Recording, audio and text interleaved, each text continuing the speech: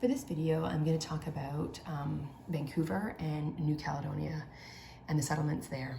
This is the west coast of what we now call Canada. And between 1800 to 1850, the ratio of First Nations to European in the area was 100 to 1. There was also a small population of Métis present in the area. In 1857, it was estimated that there were 140,000 First Nations living on the Pacific coast. In 1849, British Columbia becomes a colony. Now this is primarily Vancouver Island, and their first governor is James Douglas. Now James Douglas, he has this goal that he wants to live in harmony with the Sarnese and the Esquimalt, the First Nations who have been on that land for thousands of years. And if we remember the Royal Proclamation 1763, it said that Indigenous people own their lands, and in order to acquire lands, you must sign a treaty. So Douglas signs the Douglas Treaties with First Nations in the area to acquire land and establish a partnership for this British colony. In 1858, we know that there's a gold rush in Alaska and British Columbia, and this brings a large influx of people.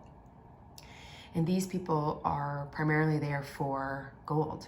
And so they have no respect for nor understanding of, and they really don't care about Aboriginal title.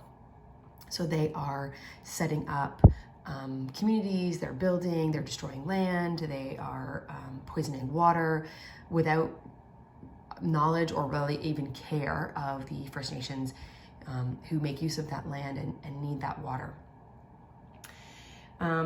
After Douglas, he's governor for between 51 to 64, and after him, the governors do not really honor the Royal Proclamation, and they do not go into treaties with First Nations in British Columbia as the colony continues to grow. And so therefore, any land that's taken by settlers after the Douglas treaties could be considered stolen property. Now, the Red River Settlement, or the Rupert's Land, which is the center portion of what we call Canada,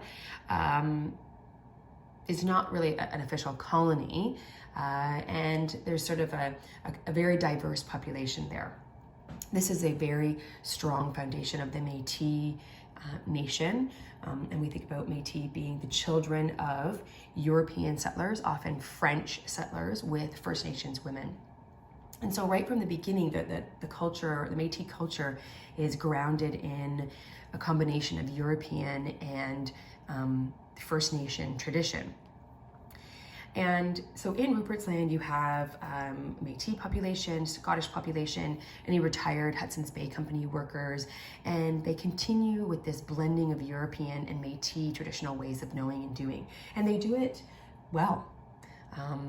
It's a blending in government and education and just the general makeup of a community.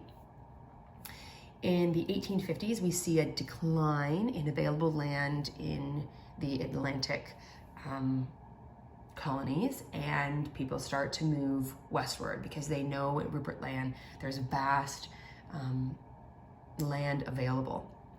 So with this movement and this movement of people into the area, the English and the Scottish have very different ideas of how a European colony should run, and this creates conflict with the Métis in the area.